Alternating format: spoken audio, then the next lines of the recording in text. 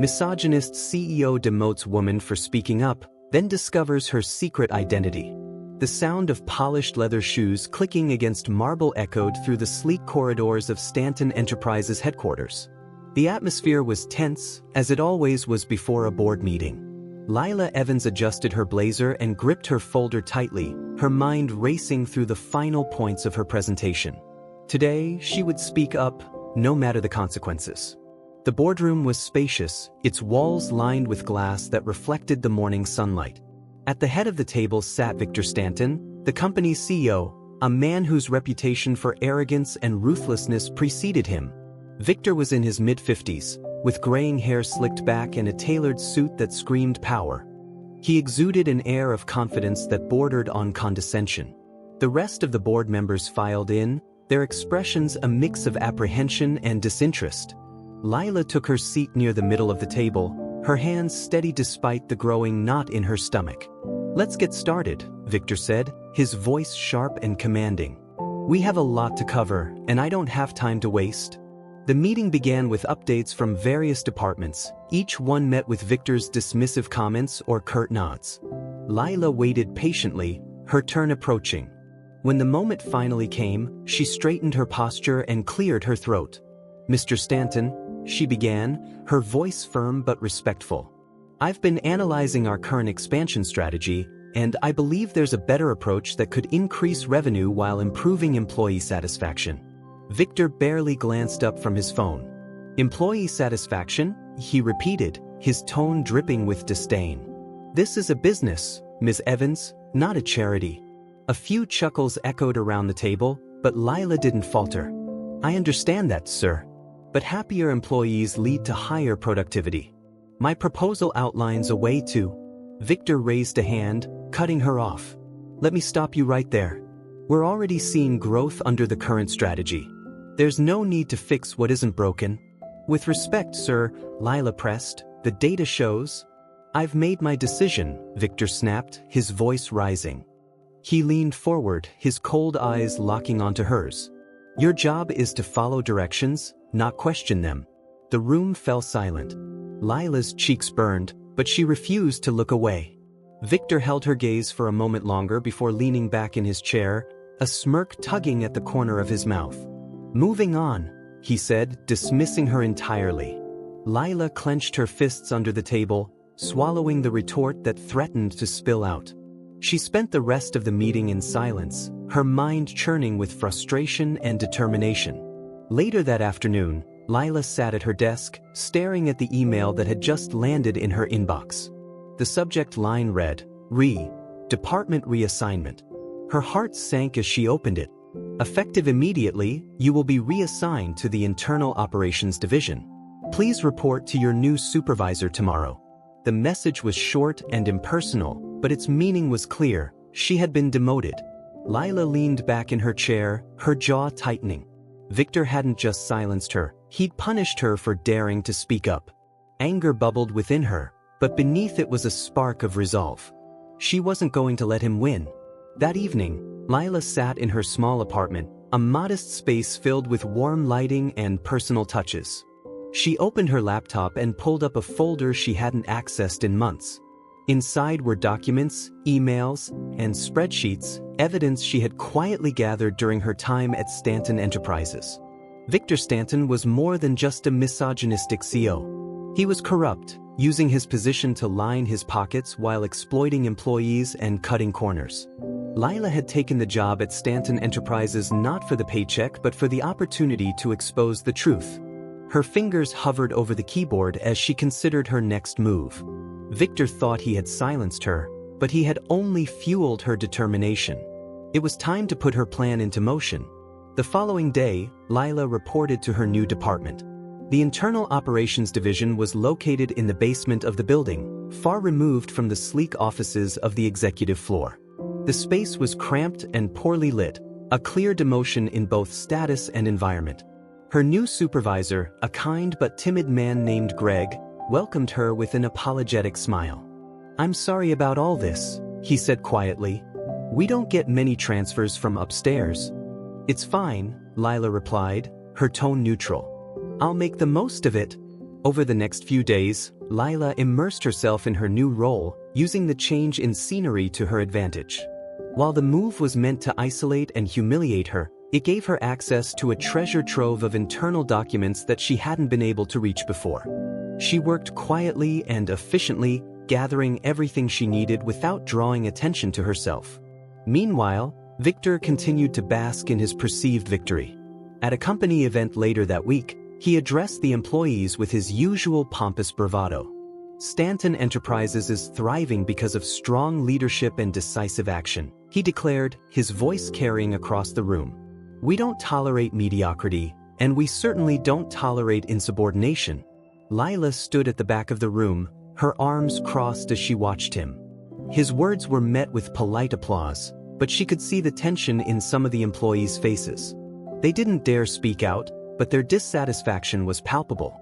As Victor stepped down from the podium, his gaze swept the crowd and landed on Lila. For a brief moment, their eyes met. His smirk returned, as if to remind her of her place. Lila's lips curled into a faint smile of her own. Let him think he'd won. He wouldn't be smiling for long.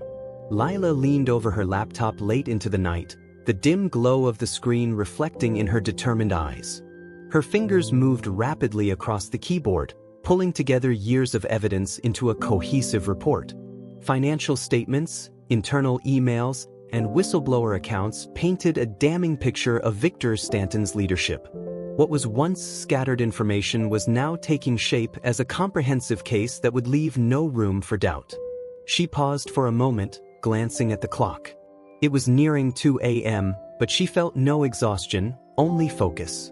Lila opened a file labeled Employee Grievances and scanned the statements she had collected over time. There were dozens of them, employees who had been silenced, demoted, or fired for speaking out against Victor's practices. These weren't just numbers on a spreadsheet, they were stories of real people whose lives had been upended by Victor's greed. Her phone buzzed, pulling her out of her thoughts. It was a text from Emma, the journalist she had been in contact with for months, ever since she first started her job at Stanton Enterprises. Emma, any updates? I'm ready to move when you are. Lila stared at the message for a moment before typing her response. Lila, almost there. I want to add a few more pieces. This needs to be airtight. Emma replied almost immediately. Emma, take your time. But don't wait too long. The window's closing. Lila set her phone down, her mind racing. She knew Emma was right. Every day she waited was another day Victor could catch wind of her plan. But she also knew that rushing would leave room for mistakes, and Victor couldn't be given any opportunity to worm his way out of this. The next morning, Lila walked into the basement office of the Internal Operations Division with a renewed sense of purpose. The cramped, fluorescent-lit space had become her secret weapon. Here, she was invisible to Victor and the other executives, free to work unnoticed. Morning, Lila. Greg greeted her with a shy smile as she entered. Morning, Greg, she replied, setting her bag down at her desk.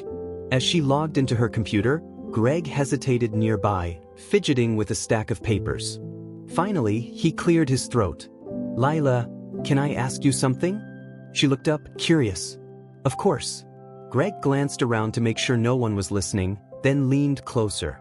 You're not like the others who've been sent down here. You actually seem competent. Why are you here? Lila smiled faintly, appreciating his honesty. Let's just say I had a disagreement with someone upstairs. Greg's brow furrowed. Victor? Lila's silence was answer enough. Greg straightened, his expression serious. Be careful, Lila. I've seen what he does to people who cross him. I know, she said softly. But thanks for the warning. Greg nodded, his concern evident, before returning to his desk. Lila watched him go, her resolve hardening. Greg was one of many employees who had been cast aside or ignored under Victor's leadership. She couldn't let that continue. Over the next few days, Lila began quietly reaching out to former employees who had been victims of Victor's tactics. She used encrypted messaging apps and burner accounts to protect their identities, asking them to share their experiences. Many were hesitant at first, fearful of retaliation, but Lila's sincerity won them over.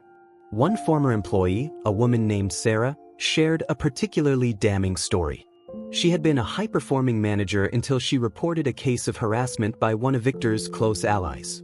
Instead of addressing the issue, Victor had fired her, claiming poor performance. "He destroyed my career," Sarah said during a call.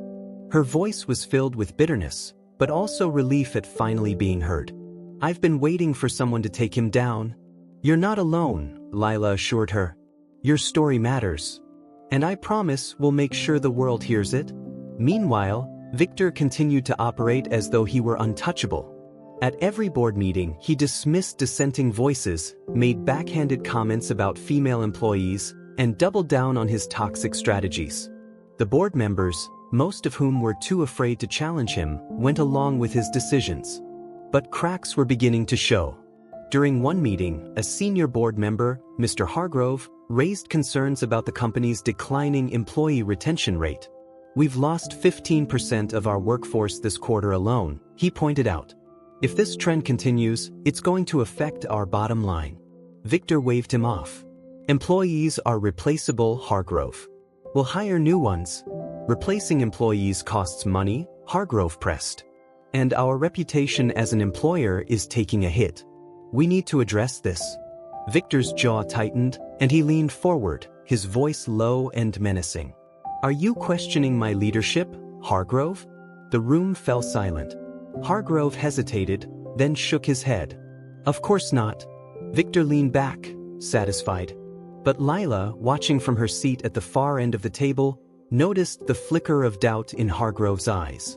It was a small crack, but it was there. One evening, as Lila reviewed her progress, a notification popped up on her laptop. It was a message from Emma. "Emma, just got word that Victor is meeting with a private equity firm next week.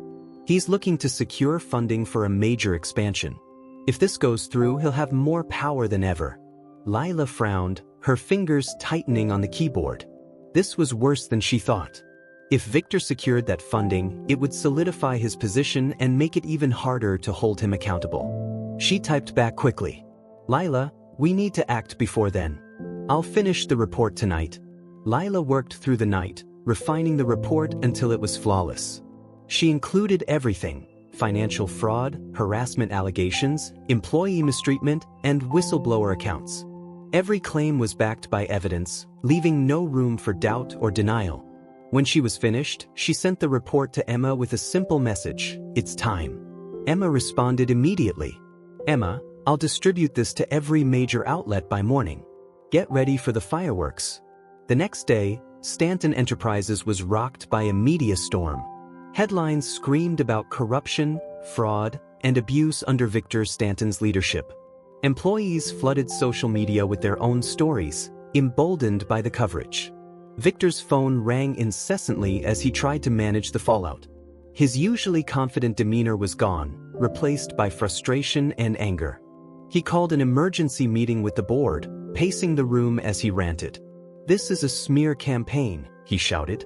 "None of it is true." Hargrove, sitting quietly at the table, finally spoke up. "The evidence says otherwise, Victor. This isn't just about bad press.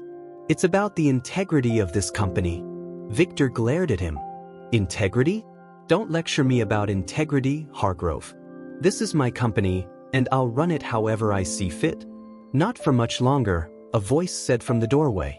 Victor turned, his eyes narrowing as he saw Lila standing there. She stepped into the room, her gaze steady. "What the hell are you doing here?" Victor demanded.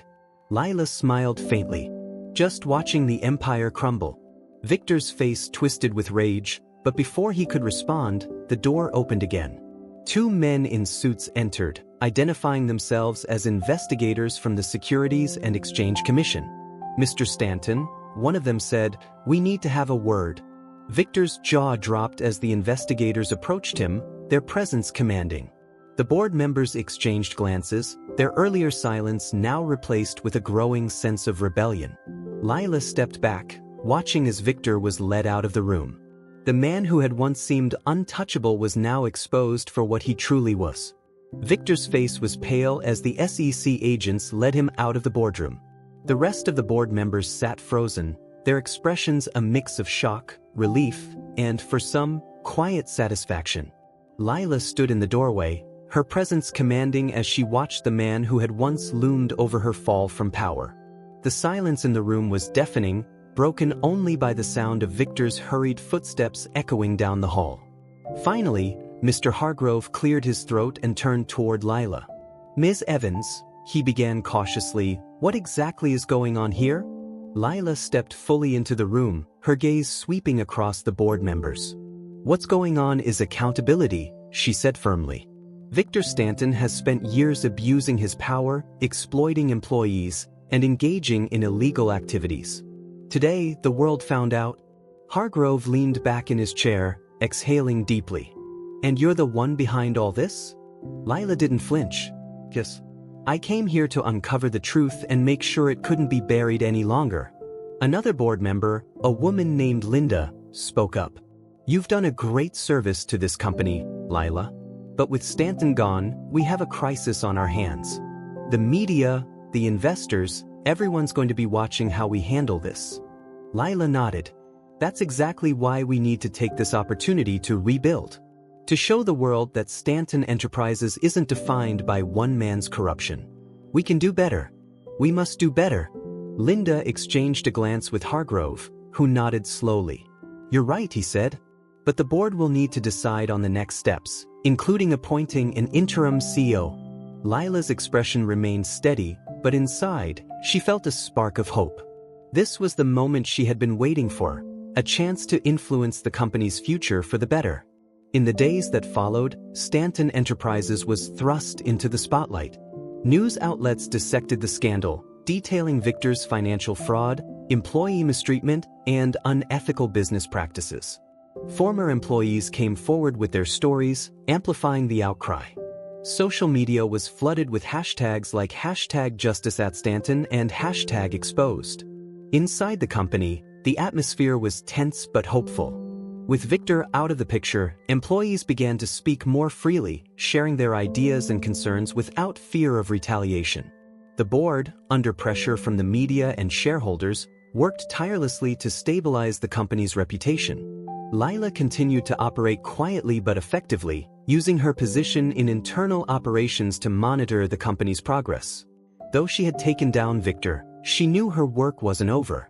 The culture he had built wouldn't change overnight. One evening, as Lila prepared to leave the office, her phone buzzed with a call from Emma. She answered quickly, her tone expectant. "Emma? You're all over the news," Emma said, her voice brimming with pride. "The story's gone viral. People are calling you a hero." Lila smiled faintly, leaning against her desk. "It's not about being a hero. It's about making things right." "Well, you've done that," Emma replied. "But I have to ask, what's next? Are you going to stick with Stanton Enterprises or move on to your next mission?" Lila hesitated, the question hanging in the air. She had taken this job with a specific goal in mind, and now that goal had been achieved. But as she looked around the office, she realized there was still so much more to do. "I think I'll stay," she said finally. "At least for now. There's still a lot of work to be done here." Emma chuckled. "I had a feeling you'd say that. Just promise me one thing. Don't let them push you around again." "They won't," Lila said firmly. "Not anymore." The following week, the board called an emergency meeting to discuss the company's future. Lila was invited to attend, a sign of the growing respect she had earned. As the meeting began, Hargrove stood at the head of the table, addressing the room. "Ladies and gentlemen, we're at a crossroads. Stanton Enterprises has suffered a major blow, but we have an opportunity to turn things around. To do that, we need strong leadership." Linda spoke up next. "I believe we need someone who understands the challenges we're facing and has the vision to guide us forward. Someone like Lila Evans." The room murmured in agreement, and Lila's heart skipped a beat. She hadn't expected this, not so soon. Hargrove nodded. "I agree. Lila, you've shown incredible courage and integrity. You've earned the trust of this board and the employees.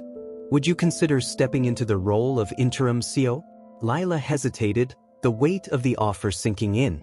She had fought so hard to expose the corruption in this company, and now she had the chance to lead it in a new direction. It was daunting, but it was also an opportunity she couldn't ignore. Yes, she said, her voice steady.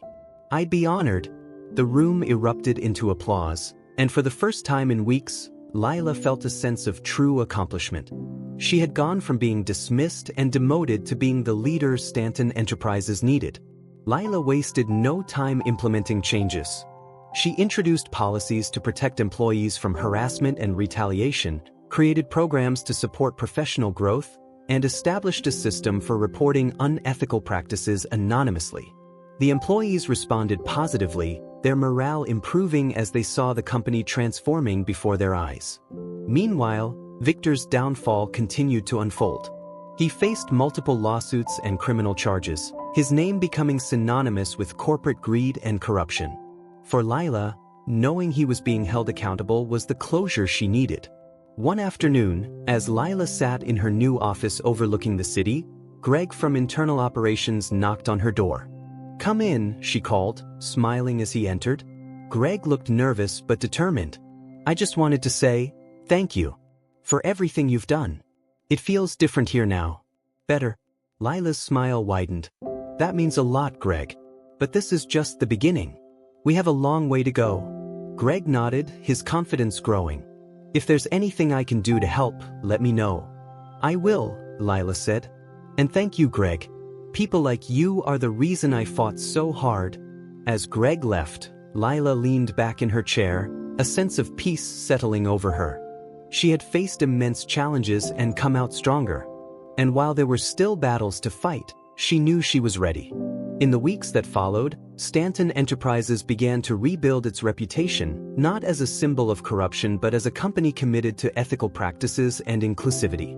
Lila's leadership became a beacon of hope for employees and a reminder that change was possible even in the face of adversity. The headlines shifted from scandal to transformation, with articles praising Lila's efforts and calling her a trailblazer.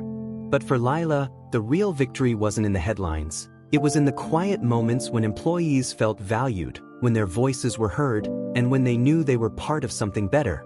As she stood by the window of her office one evening, watching the city lights twinkle below, Lila allowed herself a rare moment of reflection. She had taken on a system that seemed unbreakable and emerged victorious. And while the road ahead would be challenging, she knew one thing for certain: she wasn't afraid to walk it. The transformation of Stanton Enterprises under Lila's leadership was nothing short of extraordinary. In just a few months, the company began to rebuild its tarnished reputation, not through PR stunts or empty promises, but through genuine change. One of Lila's first actions as interim CEO was to hold a town hall meeting with employees.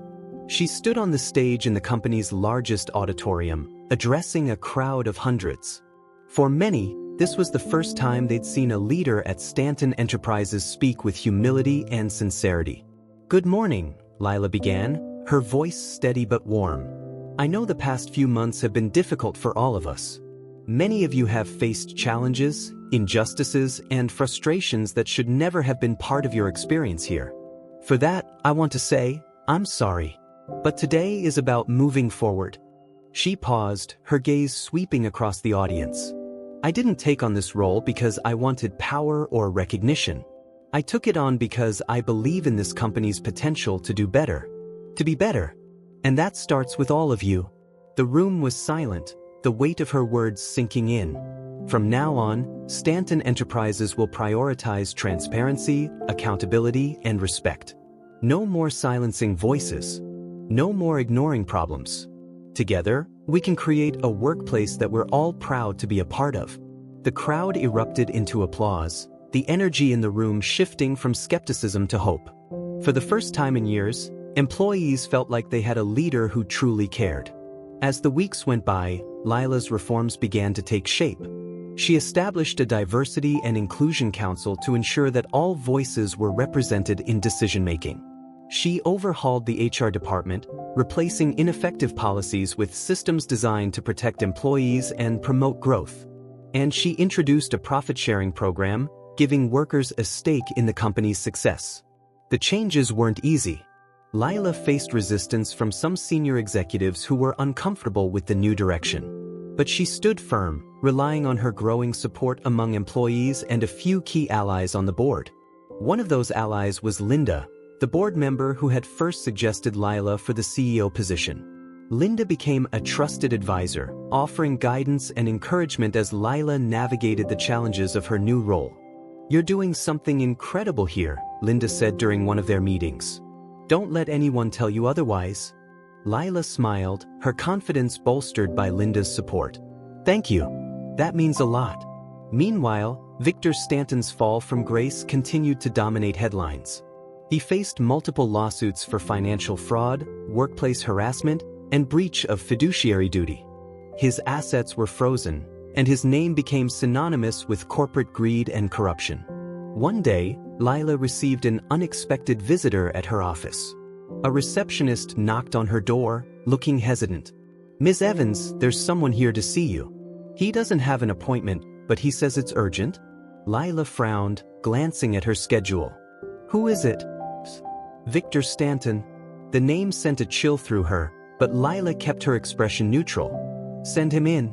Moments later, Victor walked into her office, looking like a shadow of the man he had once been. His expensive suits were gone, replaced by a simple blazer and slacks. His hair was unkempt, and his eyes carried the weight of defeat. "Lila," he said, his voice hoarse. She gestured to the chair across from her desk. "Have a seat."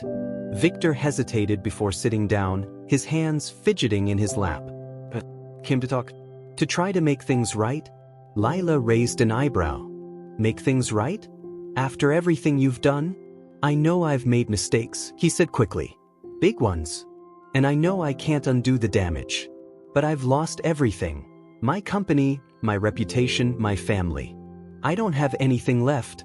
Lila leaned back in her chair, her expression unreadable. "And what do you expect me to do about that?" Victor sighed, his shoulders slumping. "I don't know. Because I wanted to apologize. For what it's worth." For a moment, Lila said nothing. Then she leaned forward, her tone firm but not unkind. "Victor, an apology doesn't erase the harm you've caused. It doesn't fix the careers you ruined, the people you hurt, or the trust you broke. If you're truly sorry, you need to prove it, not to me, but to the people whose lives you affected." Victor nodded slowly, his eyes downcast. "You're right. I don't know where to start." "That's for you to figure out," Lila said. "But know this, you have to live with the consequences of your actions. And so do the rest of us." Victor stood, his movements heavy with resignation. "Thank you for seeing me." Lila watched him leave, a swirl of emotions rising within her. She didn't feel pity for him, but she also didn't feel satisfaction. Victor's downfall wasn't a victory, it was simply justice. Months later, Stanton Enterprises had transformed into a shining example of corporate accountability. Employee surveys showed record-high satisfaction levels, and the company's profits began to climb as its reputation improved. Lila's leadership was widely praised, and she was frequently invited to speak at conferences and panels about ethical business practices. One day, as she walked through the office, she passed a group of employees gathered around a bulletin board. They were smiling and chatting, their energy vibrant and positive. Lila paused, a sense of pride swelling in her chest. "Ms. Evans," one of them said, noticing her. "Thank you for everything you've done. This place is completely different now." Lila smiled warmly. "You're the ones who make this company what it is. I just gave you the tools." As she continued down the hall, she reflected on how far she had come. The woman who had once been silenced and demoted was now a respected leader, using her platform to create meaningful change. But Lila knew her work wasn't done. There were still challenges to face, injustices to fight, and systems to improve. And she was ready for all of it. That evening, as she stood by her office window, watching the city lights twinkle, Lila allowed herself a rare moment of peace. She had fought hard to get here, and she would continue fighting, not just for herself, but for everyone who had ever been underestimated, dismissed, or silenced. Because if there was one thing she had learned, it was this: true power wasn't about control. It was about making a difference. And she wasn't done yet. Victor Stanton sat in a small, sparsely furnished apartment on the outskirts of the city, the bright lights of the skyline visible through his cracked window. The once powerful CEO who had commanded fear and respect now lived a life of solitude, stripped of the wealth and influence he had taken for granted. The lawsuits had drained his finances, the media frenzy had ruined his reputation, and the people he had once called allies had abandoned him the moment his empire crumbled. He stared at a cup of cold coffee on the table, his mind clouded with memories of the past few months. The humiliation of being led out of his own company in handcuffs. The biting comments in the press, painting him as the villain he had always refused to see himself as. The emptiness of nights spent alone, with only the echoes of his mistakes to keep him company. Victor's meeting with Lila had been a turning point, though not in the way he had expected. Her words still lingered in his mind. If you're truly sorry, you need to prove it, not to me, but to the people whose lives you affected. He didn't know where to start. For decades, his identity had been tied to power and control. Without them, he felt unmoored, unsure of who he was. But Lila's challenge had sparked something in him, a faint glimmer of the man he might have been if greed and arrogance hadn't consumed him. One evening, Victor found himself standing outside a community center in one of the city's poorer neighborhoods. He had read about a program offering career counseling and job training for people who had been displaced by layoffs or economic hardship. Many of these people, he knew, had suffered because of the very practices he had once championed: cost-cutting measures, ruthless terminations, and corporate downsizing. The irony wasn't lost on him. Victor hesitated before stepping inside. The room was modest but bustling with activity. Volunteers manned tables piled with pamphlets, while attendees sat in folding chairs, listening to a speaker talk about resume building. Victor felt out of place, his expensive blazer and polished shoes a stark contrast to the casual attire of those around him. He approached the registration desk, where a middle-aged woman with kind eyes greeted him. "Are you here to volunteer or attend?" she asked. Victor hesitated. "Volunteer," he said finally. The woman smiled, handing him a clipboard. "Great. Just fill this out and we'll get you started." Over the weeks that followed, Victor began volunteering regularly at the center. At first, he struggled to connect with the people he was supposed to be helping. Many of them were wary of him, sensing his discomfort and suspecting his motives. But as he listened to their stories, something began to shift. He heard from single parents trying to make ends meet, older workers struggling to adapt to a changing job market, and young people who felt disillusioned by the lack of opportunities. One day, a man named Carlos approached Victor during a break. Carlos was in his early 40s, with a sharp wit and a no-nonsense demeanor. He had been laid off from his factory job 2 years earlier and had been bouncing between temp work ever since. "You seem out of place here," Carlos said bluntly, sitting across from Victor. "What's your story?" Victor hesitated, unsure of how much to reveal. "I used to run a company," he said carefully. "Made some bad decisions. Lost everything." Carlos raised an eyebrow. "What kind of bad decisions?" Victor sighed, leaning back in his chair. "I put profits above people. I thought I was untouchable. Turns out I wasn't." Carlos studied him for a moment before nodding. "At least you're honest about it. Most guys in your position would just disappear." "I thought about it," Victor admitted. "But it didn't feel right." Carlos smiled faintly. "Well, if you're serious about helping, you might actually learn something." Victor took Carlos's words to heart. He threw himself into his volunteer work, helping attendees with their resumes, coaching them on interview techniques, and even connecting them with his remaining network of contacts to find job opportunities. It was humbling, but it was also rewarding in a way Victor hadn't expected. For the first time in years, he felt like he was making a positive impact. Word of his involvement at the center began to spread. At first, it was met with skepticism. People questioned whether his efforts were genuine or just a ploy to rehabilitate his image. But over time, his consistency and sincerity began to win people over. One day, as Victor was leaving the center, a woman approached him. She was holding a young child's hand, her expression hesitant but grateful. "Mr. Stanton?" she said. Victor turned, surprised. "Yes? I just wanted to thank you," she said. "You helped me rewrite my resume a few weeks ago. I got the job. It's not much, but it's a start." Victor smiled, a genuine warmth in his expression.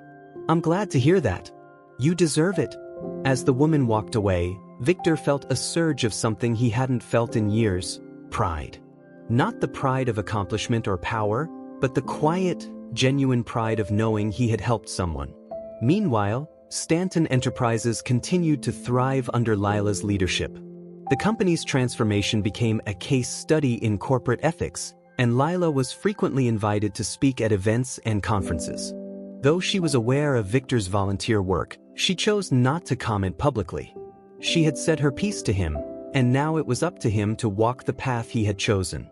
One day, Victor attended one of Lila's talks at a local university. He sat in the back, unnoticed, as she spoke about accountability, resilience, and the importance of ethical leadership. Her words resonated deeply with him, reminding him of the lessons he was still learning. As the talk ended and the audience dispersed, Victor stayed behind, watching as Lila spoke with students and attendees. He considered approaching her but decided against it. She didn't need his validation, and he didn't need hers. Instead, he slipped out quietly, content to continue his journey of redemption on his own terms. Months turned into years, and Victor's name began to fade from the headlines. But at the community center, he became a familiar and respected presence. Though he would never regain the power or influence he once wielded, he found something more meaningful: a sense of purpose and a chance to rebuild his life, one small act of kindness at a time. Victor Stanton stood in the parking lot of the community center, the crisp morning air carrying the distant hum of traffic. He clutched a worn briefcase filled with materials he'd prepared for a new program he was introducing, a mentorship initiative for young professionals struggling to navigate the corporate world. It was an idea that had been sparked by Carlos, one of the center's most active attendees, who had challenged Victor to do more than just offer advice. "You've got experience," Carlos had said bluntly during one of their talks. "Why not use it to teach these kids what to look out for? How to avoid ending up in the mess you did?" Victor had taken the suggestion to heart, spending weeks designing the program and working with the center's coordinators to launch it. Today marked the first session, and as attendees began to trickle in, he felt a mix of nerves and anticipation. Inside, the room buzzed with energy. A group of young men and women, most of them in their early 20s, sat in a semicircle, their expressions a blend of curiosity and skepticism. Victor stepped to the front, setting down his briefcase and taking a deep breath. "Good morning," he began, his voice steady. "My name is Victor Stanton. Some of you may know who I am, and some of you may not. What matters is that I'm here to share what I've learned, not just about success, but about failure. Because, believe me, I've had my fair share of both." The group exchanged glances, their interest piqued. Victor continued, his tone candid and self-reflective. He spoke about his rise to power, the arrogance that had blinded him, and the mistakes that had led to his downfall. But he also shared the lessons he had learned since, about humility, accountability, and the importance of treating people with respect. By the end of the session, the skepticism had faded, replaced by genuine engagement. Attendees stayed after to ask questions, share their own experiences, and thank Victor for his honesty. As he packed up his materials, Carlos approached him, a satisfied grin on his face. "Not bad, Stanton," Carlos said, clapping him on the shoulder. "You might actually be good at this." Victor chuckled, a rare smile breaking through his usual seriousness. "Thanks, Carlos. Coming from you, that means a lot." Carlos nodded, his expression softening. "You've come a long way. Keep it up." Meanwhile, at Stanton Enterprises, Lila Evans was grappling with the complexities of leadership. Though the company had made significant strides under her guidance, there were still challenges to overcome. Resistance from a small but vocal group of senior executives lingered, their loyalty to Victor's old ways of doing business creating friction within the ranks. One such challenge arose during a quarterly board meeting, where Linda and Hargrove presented a proposal to expand the company's sustainability initiatives. The plan, which aimed to reduce waste and transition to renewable energy sources, was ambitious and costly, a stark departure from Stanton Enterprises' historically profit-driven approach. As Linda outlined the details, one of the senior executives, Richard Clark, interrupted. "This is all well and good," he said, his tone dripping with skepticism. "But how do we justify the expense to our shareholders? We're a business, not a charity. Lila leaned forward, her gaze steady. We justify it by showing them the long-term benefits. Sustainable practices aren't just good for the environment, they're good for business. Consumers are demanding it, and companies that adapt will thrive. Those that don't will fall behind. Richard scoffed. That sounds nice in theory, but what about the immediate impact on our bottom line? Are we really willing to take that risk? Lila didn't waver. Yes, Richard, we are.